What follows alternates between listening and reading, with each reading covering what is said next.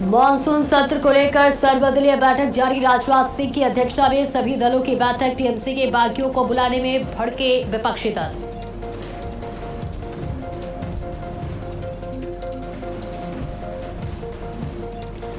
आपदा प्रबंधन प्राधिकरण के मुख्यालय का लोकार्पण। सीएम योगी ने किया उद्घाटन। डिजिटल कमांड कंट्रोल और कोऑर्डिनेशन सेंटर होगा शुरू। उद्धव ठाकरे को बड़ा झटका। शिंदे गुट में शामिल 6 सांसदों के विलय को स्पीकर ने दी मान्यता। शिवसेना के लोकसभा सांसदों का आंकड़ा हुआ 13।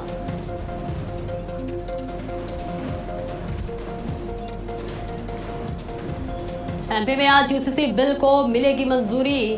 भोपाल के जगदीशपुर में होगी कैबिनेट की मीटिंग। दिल्ली, यूपी और बिहार समेत 19 राज्यों में भारी बारिश का अलर्ट। उत्तराखंड में लैंडस्लाइड। 70 की स्पीड से चलेगी हवा।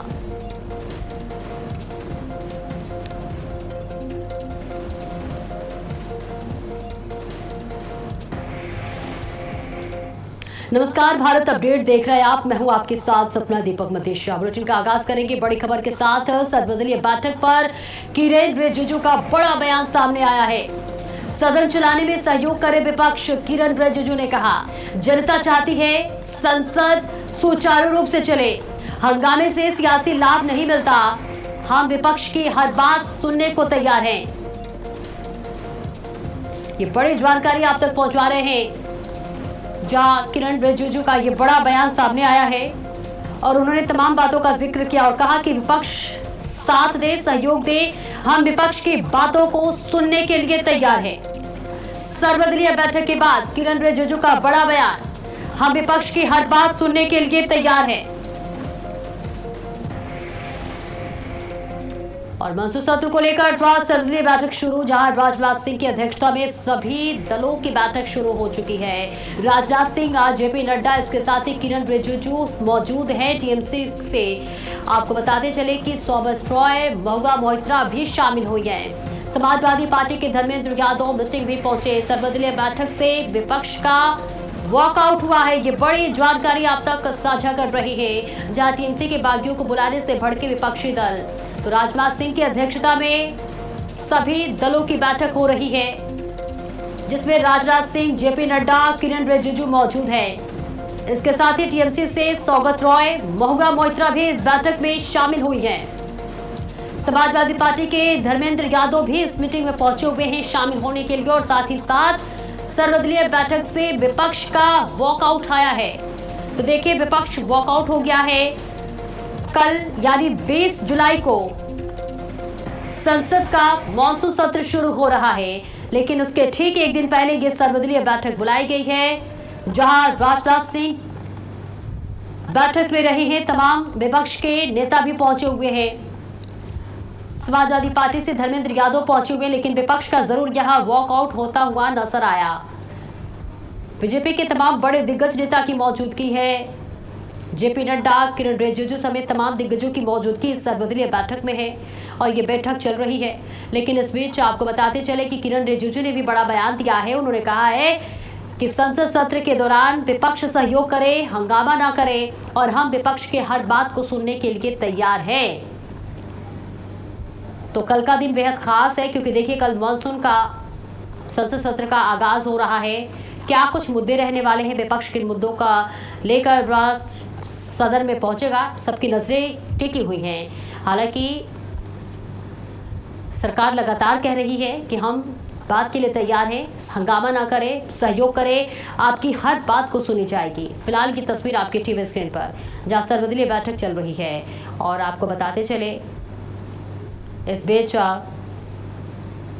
बैठक में किरेन रिजिजू मौजूद हैं। राजनाथ सिंह बैठक ले रहे हैं। सर्वदलीय बैठक चल रही है और इसी के साथ साथ तमाम विपक्ष के नेता भी पहुंचे हुए हैं।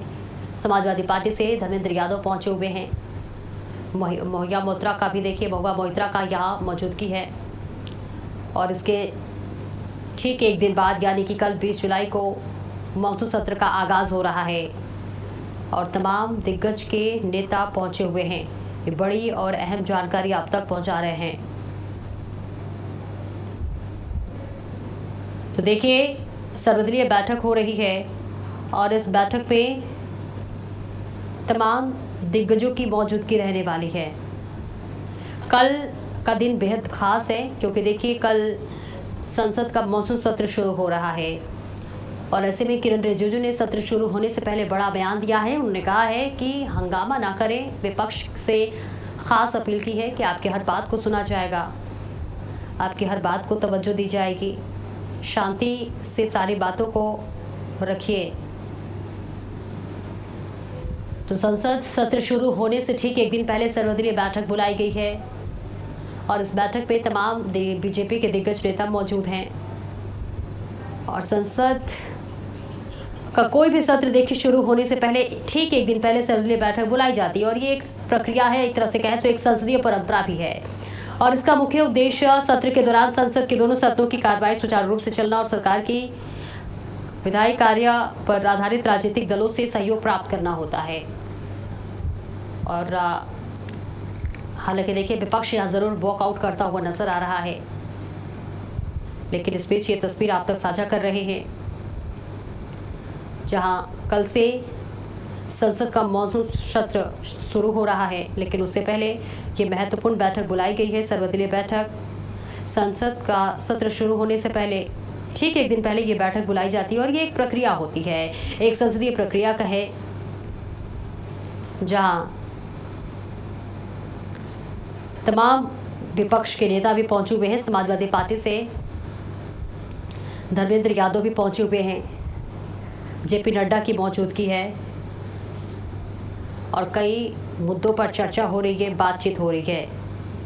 तो देखिए ये तस्वीर आप तक साझा कर रहे हैं जहां संसद के मॉनसून सत्र की शुरुआत से पहले केंद्र सरकार ने आज सभी राजनीतिक दलों की सर्वदलीय बैठक बुलाई है। और स्नेह कमल हमारे सहयोगी ज्यादा जानकारी के लिए हमारे साथ जुड़ रहे हैं। स्नेह कमल, देखिए सर्वदलीय बैठक चल रही है, तमाम दिग्गज नेताओं की भी मौजूदगी है, विपक्ष के भी कई नेता पहुंचे हुए हैं, लेकिन ऐसे में विपक्ष का वॉकआउट होना क्या संदेश दे रहा है? से पहले आज जो कल सदन कार्रवाई शुरू हो रही है उससे पहले आज सर्वदलीय बैठक बुलाई गई थी। सदन की जो सर्वदलीय बैठक है वो संसद भवन के एनेक्सी कक्ष में शुरू होती है। जैसे बैठक शुरू होती है, जब विपक्षी दलों ने टीएमसी के बागी सांसदों के नेता को वहां देखा तो विपक्ष ने उस बैठक का बहिष्कार कर दिया, वॉकआउट कर दिया। विपक्ष कहा कि जब टीएमसी के बागी सांसदों का भी जो है मान्यता नहीं मिली है, बिना मान्यता के सदन के या संसद किस नियम और किस कानून के तहत जो टीएमसी के बाकी सांसदों को बुलाए, उसके बाद उन्होंने सांकेतिक बहिष्कार किया। फिर सरकार कहने पर वापस आए। बैठक चूंकि अब इस समय सुचारू रूप से चल रही है और जिस तरह से विपक्ष ने जो है लगातार जो सरकार पर हमले बोले, तो उसी क्रम में सर्वदलीय बैठक से पहले जिस तरह से विपक्ष ने बैठक का वॉकआउट किया और टीएमसी के जो बागी सांसदों के बुलाने पर भड़के विपक्षी सांसद उन्होंने सरकार से स्पष्ट कहा सरकार नियम की जो अवहेलना करी। जब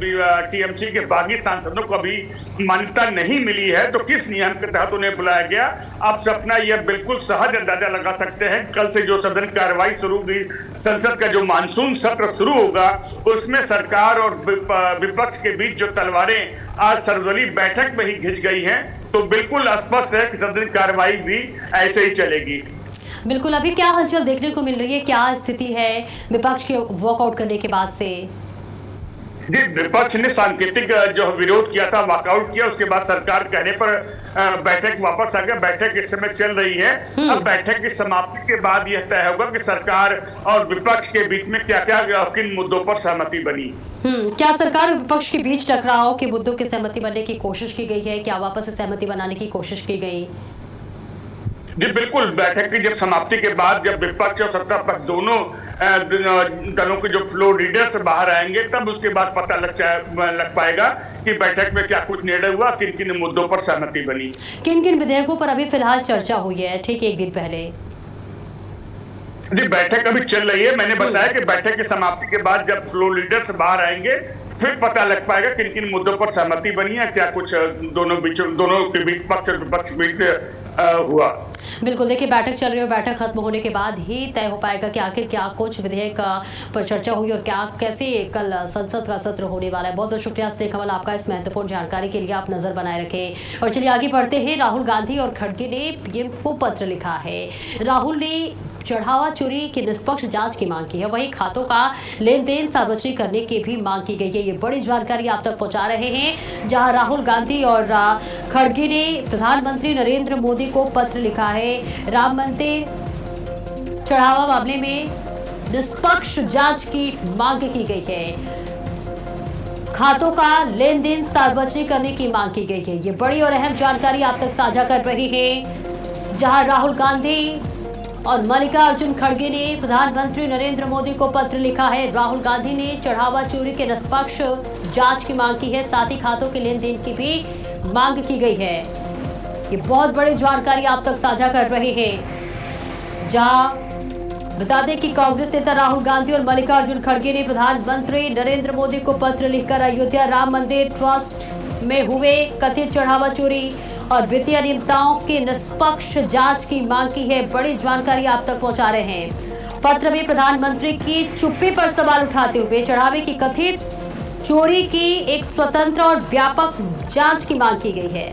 श्रद्धालुओं द्वारा दान किए गए कैश, सोने और चांदी के प्रबंधन और इस्तेमाल की पूरी जानकारी सार्वजनिक करने को कहा गया है, ताकि दानदाताओं को पता चल सके कि उनकी धनराशि कहां खर्च हुई है।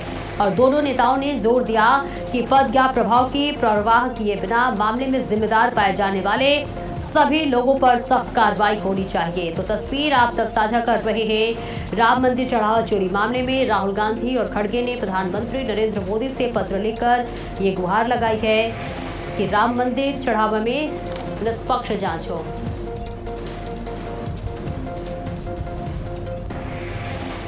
और एक और बड़ी खबर, जहां राष्ट्रपति द्रौपदी मुर्मू 3 देशों के दौरे पर रवाना हो चुकी है। 20 जुलाई को बताते चले कि मोल्दोवा जाएंगी राष्ट्रपति मुर्मू। 21 और 22 जुलाई तक नॉर्थ मैसेडोनिया दौरे पर रहेंगी मुर्मू। इसके साथ ही 3 देशों की यात्रा में कई कार्यकर्ताओं में शामिल होंगी राष्ट्रपति। ये बड़ी और अहम जानकारी आप तक साझा कर रहे हैं। राष्ट्रपति का ये दौरा बेहद महत्वपूर्ण बताया जा रहा है। 3 देशों की यात्रा में कई कार्यक्रमों में शामिल होंगी राष्ट्रपति द्रौपदी मुर्मू। तो राष्ट्रपति द्रौपदी मुर्मू 3 देशों के दौरे पर रवाना हो गई हैं। और इस बीच आपको बता दें, 20 जुलाई यानी कल मोल्दोवा जाएंगी राष्ट्रपति मुर्मू। इसके साथ ही साथ 21 और 22 जुलाई तक नॉर्थ मैसेडोनिया दौरे पर रहेंगी राष्ट्रपति।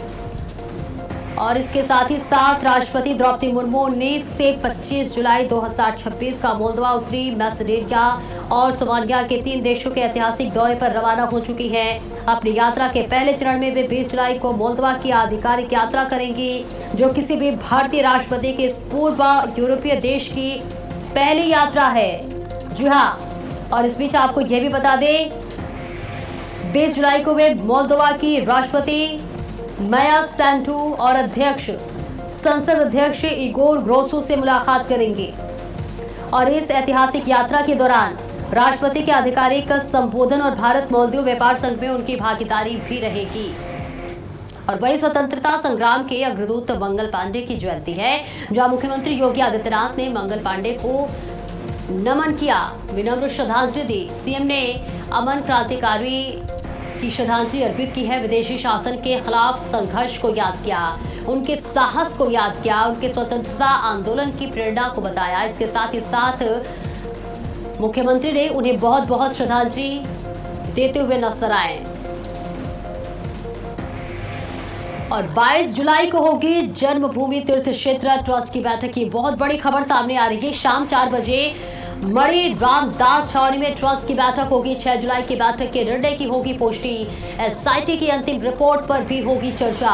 सीईओ तैनाती समेत विभिन्न मुद्दों पर चर्चा होगी। ये बड़ी जानकारी 22 जुलाई को होगी जन्मभूमि तीर्थ क्षेत्र ट्रस्ट की बैठक। और ये जानकारी आप तक पहुंचा रहे हैं, जहां 22 जुलाई को होगी जन्मभूमि तीर्थ क्षेत्र ट्रस्ट की ये महत्वपूर्ण बैठक। बड़ी खबर और बड़ी जानकारी आप तक साझा कर रहे हैं, जहां तस्वीर भी आप तक साझा कर रहे हैं। 22 जुलाई को ये बैठक होने वाली है, बेहद महत्वपूर्ण ये बैठक बताया जा रहा है। विभिन्न मुद्दों पर चर्चा होगी इस बैठक के दौरान। सीईओ और इस बीच आपको बताते चले कि ये बैठक बेहद महत्वपूर्ण बताई जा रही है, जिसकी तस्वीर आपकी टीवी स्क्रीन पर हम साझा कर रहे हैं। सारी रूपरेखा तैयार कर ली गई हैं। इस बीच 8 जुलाई की बैठक निर्णय की होगी पुष्टि। एसआईटी के अंतिम रिपोर्ट पर भी चर्चा होगी। और 22 जुलाई को बैठक होने वाली है राम जन्मभूमि तीर्थ क्षेत्र ट्रस्ट की ये बैठक। बेहद महत्वपूर्ण बताया जा रहा है। शाम 4 बजे मणिदास छावनी में बैठक होने वाली है और इस बीच आपको बता दें कि अयोध्या में 22 जुलाई को श्री राम जन्मभूमि तीर्थ क्षेत्र ट्रस्ट की एक अहम बैठक मणिदास छावनी में आयोजित होने जा रही है और इस बैठक में देखिए 6 जुलाई के फैसलों की पुष्टि के अलावा दान मामले की जांच कर रही एसआईटी की अंतिम रिपोर्ट पर विचार, 5 समितियों को पुनर्गठन और पहले पूर्णकालिक सीईओ की नियुक्ति मुद्दे शामिल हैं। इसके साथ ही 6 जुलाई 2026 को हुई ट्रस्ट बैठक के निर्णयों पर औपचारिक रूप से मुहर लगाई जाएगी। राम मंदिर चढ़ावा चोरी मामले की जांच कर रही विशेष जांच दल की अंतिम रिपोर्ट पर विस्तार से चर्चा होगी और आवश्यक सुधारात्मक कदम उठाए जाएंगे। इसके साथ ही मंदिर के प्रबंधन को और अधिक पारदर्शी और सुव्यवस्थित बनाने के लिए पहले मुख्य कार्यकारी अधिकारी की नियुक्ति पर अंतिम फैसला लिया जा सकता है और साथ ही ट्रस्ट की वित्तीय और ऑडिट सहित 5 आंतरिक समितियों को पुनर्गठित और मजबूत किया जाएगा। इसके साथ ही पूर्व के इस्तीफों के बाद रिक्त हुए पदों पर नए ट्रस्टियों को शामिल करने पर विचार होगा। शाम 4 बजे मणिदास छावनी में ट्रस्ट की ये बैठक होने जा रही है। 6 जुलाई की बैठक के निर्णय की पुष्टि होगी। इसके साथ ही एसआईटी की अंतिम रिपोर्ट पर भी चर्चा होगी। और रमन ज्यादा जानकारी के लिए हमारे साथ जुड़ रहे हैं। रमन, 22 जुलाई को देखिए जन्मभूमि तीर्थ क्षेत्र की ये बैठक होने वाली है, क्या लगता है क्या कुछ बैठक पे मुद्दे हो सकते हैं, चर्चा हो सकती है? बिल्कुल, आपको बता दें सपना की 6 जुलाई को जो बैठक हुई थी, इसके बाद में उसमें कई ऐसे फैसले हुए थे जो उस समय पर नहीं बताए गए थे, लेकिन अब क्योंकि 22 जुलाई को भी बैठक होनी थी और उसका जो सूचना भी आ गई है, इसमें जो कार्यसूची डाली गई है, आपको बता दें कि 4 बजे बैठक होगी। मणि रामदास छावनी अयोध्या में बैठक होगी। पिछली बार भी यही बैठक होनी थी, लेकिन बाद में राम मंदिर के गेस्ट हाउस में हुई थी। कार्यसूची में आपको बता देते हैं कि 6 जुलाई को जो भी बैठक में जो कार्यवाही हुई थी उसकी अब पुष्टि की जाएगी, अगर जो भी कार्यवाही हुई है। साथ में आपको बता दें कि 3 बजे संपन्न विशेष बैठक की कार्यवाही की पुष्टि होगी और वहीं पर आपको बता दें कि जो समितियां हैं उनका पुनर्गठन होगा कि ट्रस्ट में कौन सा पदाधिकारी कौन सी जिम्मेदारी संभालेगा। वहीं पर एसआईटी की रिपोर्ट पर भी चर्चा होगी। साथ में एसआईटी रिपोर्ट कब मिलेगी इस पर भी चर्चा होगी और तमाम ऐसे मुद्दे हैं जो अध्यक्ष राम मंदिर सेवा ट्रस्ट के हैं वो तय करेंगे कि किस मुद्दे पर चर्चा करनी है। आपको बता दें बैठक इसलिए भी अहम है क्योंकि अभी एसआईटी रिपोर्ट नहीं आई है, लेकिन ऐसा इस बैठक से पहले सुप्रीम कोर्ट की सुनवाई है जहां पर रिपोर्ट पहुंचने वाली है। अब देखना ये होगा क्या बैठक से पहले सुप्रीम कोर्ट कोई बड़ा फैसला लेता है या फिर बैठक का इंतजार करेगा। बिल्कुल, क्या दान प्रबंधन और निगरानी व्यवस्था में बदलाव पर भी चर्चा होगी रमन? बिल्कुल, निगरानी व्यवस्था में बदलाव की चर्चा जरूर होगी और इसीलिए सीईओ की नियुक्ति भी हो रही है। आवेदन भी आ गए हैं, 23 आवेदन आए हैं और सीईओ अगर आएगा तो उसके नीचे तमाम ऐसे पद भी सृजित किए जाएंगे जो उसको रिपोर्ट करेंगे। ऐसे में बिल्कुल निगरानी को लेकर विशेष चर्चा होगी। बैठक के बाद क्या ट्रस्ट की ओर से कोई भी आधिकारिक प्रेस या फिर ब्रीफिंग या फिर बड़ा ऐलान किया जाएगा, ऐसी कोई जानकारी? अब ऐलान तो होगा, जो भी कार्रवाई 6 जुलाई को रखी गई थी और उसमें कौन कौन सी कार्रवाई पूरी हुई है उसको लेकर ऐलान किया जाएगा। बिल्कुल, बहुत बहुत शुक्रिया आपका रमन इस महत्वपूर्ण जानकारी के लिए।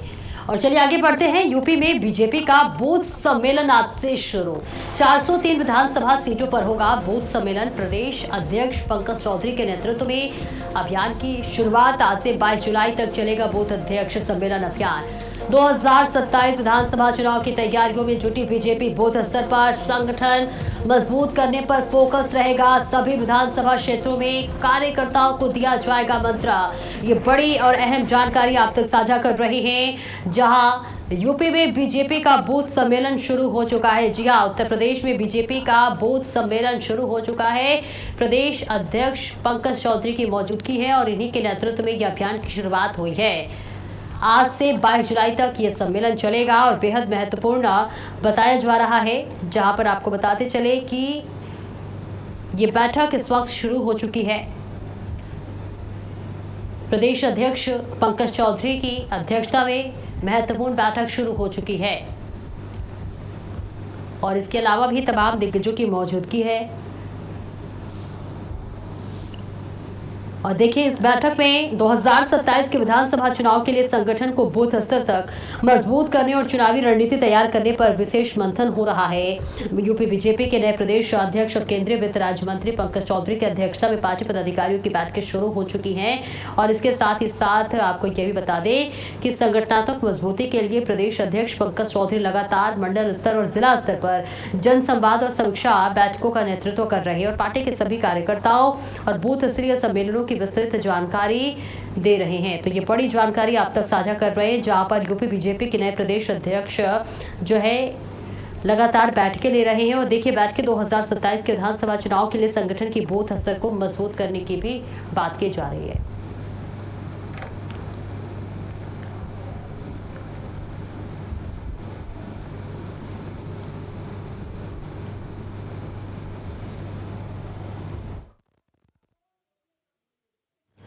तो देखिए 403 विधानसभा सीटों पर बूथ सम्मेलन शुरू हो चुका है। प्रदेश अध्यक्ष पंकज चौधरी की अध्यक्षता में ये बैठक हो रही है।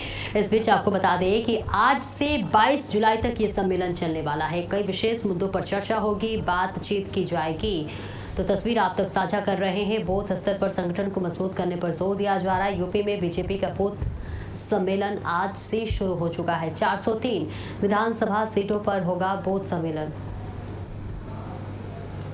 लखीमपुर खीरी में एक 8वीं का छात्र अपनी फरियाद लेकर तहसील दिवस पहुंच गया। बच्चे ने डीएम के सामने बताया कि उसके घर पर चाचा चाची ने ताला लगा दिया है और उसकी मां लोगों के घरों में काम करके परिवार चला रही हैं। छात्र ने डीएम से गुहार लगाई है कि उसके घर का ताला खुलवाया जाए। डीएम ने मामले को लेकर कोतवाल को कार्रवाई के निर्देश दिए, लेकिन बच्चे ने तुरंत कहा दिखावा नहीं, कहिए ताला खुलवा दें। बच्चे की बात सुनकर मौके पर मौजूद लोग भी हैरान रह गए। डीएम ने मामले को गंभीरता से लेते हुए जल्द कार्रवाई के निर्देश दिए हैं। और देखिए 8वीं का छात्र तहसील दिवस पर पहुंचा हुआ था, किस तरह से अपनी गुहार लगाता हुआ नजर आ रहा है। फिलहाल ये जो वीडियो है वहां पर मौजूद जितने भी लोग थे वो सभी इस छोटे से बच्चे की बात सुनकर जरूर हैरान होते हुए नजर आ गए। जिस तरह से बच्चे जिस लहजे में उन्होंने कहा कि देखिए सिर्फ कहिए मत, ताला खुलवा दीजिए। उसके बाद देखिए जो भी मौजूद वहां पर लोग थे जरूर मुस्कुराते हुए नजर आ रहे थे और इस छोटे बच्चे की हिम्मत की ताक देते हुए नजर आ रहे थे। देखिए तस्वीर ये दिखा रहे हैं आपको, लखीमपुर से आई है,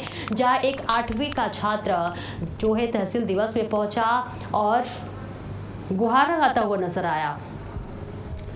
और बड़ी खबर इस वक्त सामने आ रही है, वांगचू को निजी अस्पताल में शिफ्ट किया गया है। जी हाँ, निजी अस्पताल में शिफ्ट कराने की मांग की गई है। सफदरजंग अस्पताल से शिफ्ट कराने की मांग की गई है। सोनम को लेकर दिल्ली हाई कोर्ट में अर्जी दाखिल हुई है। वांगचू की पत्नी गीतांजलि पहुंची हाई कोर्ट। की बड़ी और अहम जानकारी आप तक साझा कर रहे हैं, जहां वांगचू की पत्नी गीतांजलि हाई कोर्ट पहुंची हुई है।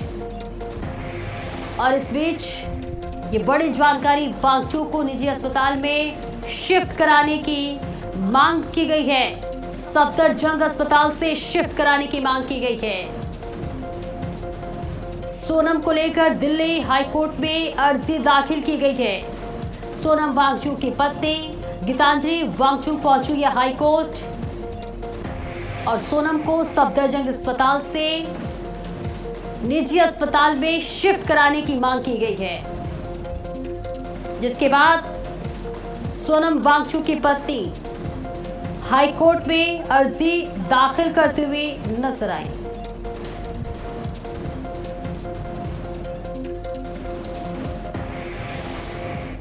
और इसी के साथ इस बुलेटिन में इतना ही। खबरों का सिलसिला लगातार जारी है।